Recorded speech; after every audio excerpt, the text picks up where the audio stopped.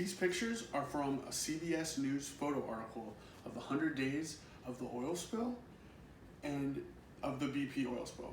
In the summer of 2010, one of the most catastrophic oil spills that has ever happened in the United States happened.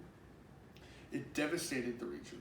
According to a New York Times article, before the oil spill, the Gulf of Mexico generated more than $20 billion in tourist revenue between the 7 states that shared its coastline.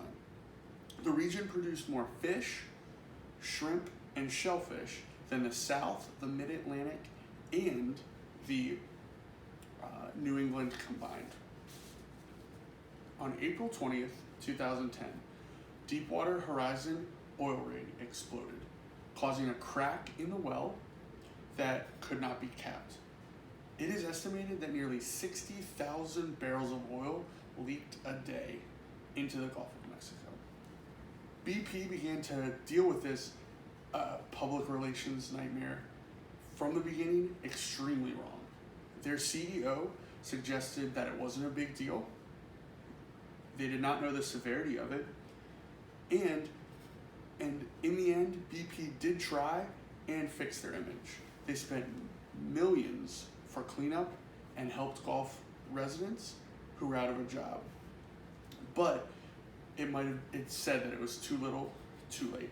According to an advertising expert, Webster, from an AP Newsbreak article.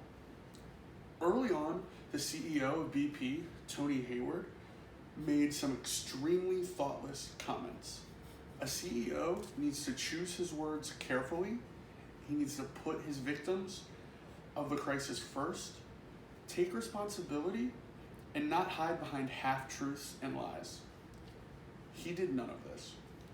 Tony Hayward made comments like, the Gulf of Mexico is a very big ocean, and the amount of volume of oil that was being put in there is tiny in relation to the total water volume.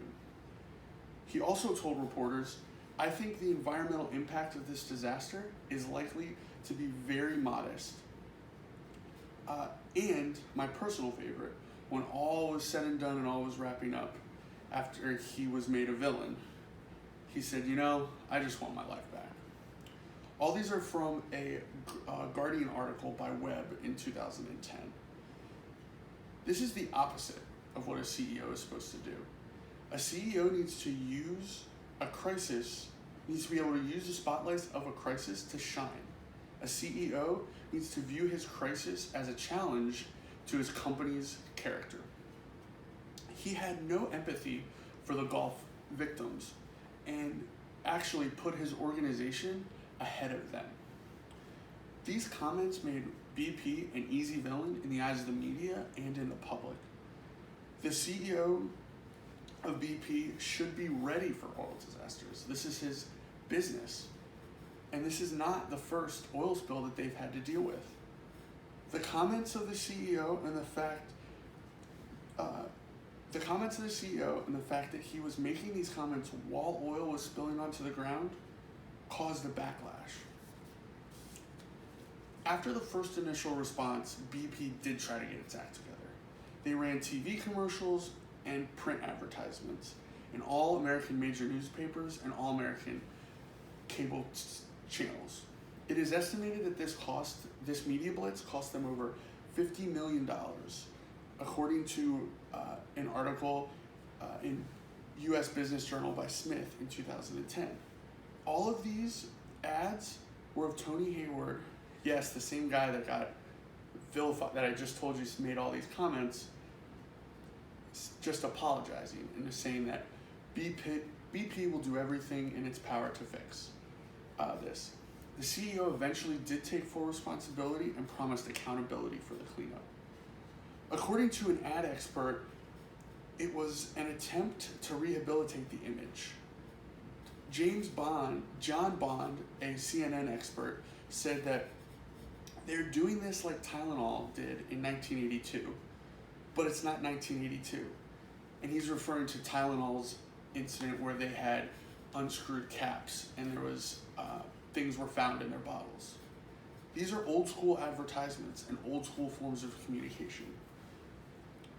However, these were no match for the boycott that was started on social media.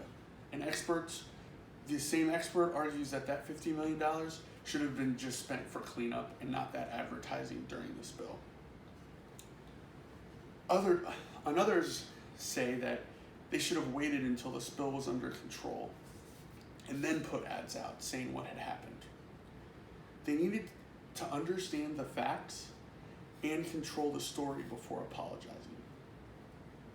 The crisis management team at BP had no idea that the spill would cause this much damage to the Gulf of Mexico and had no idea it would take this long to clean up.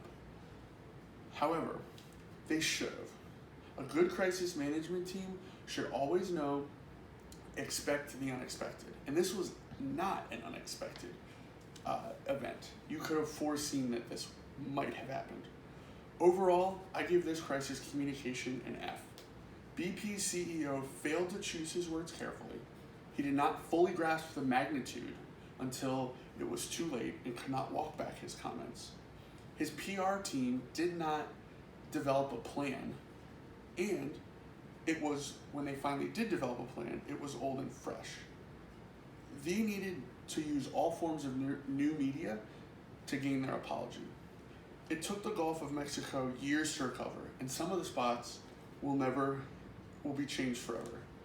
BP needed to appreciate this and apologize sooner. Thank you.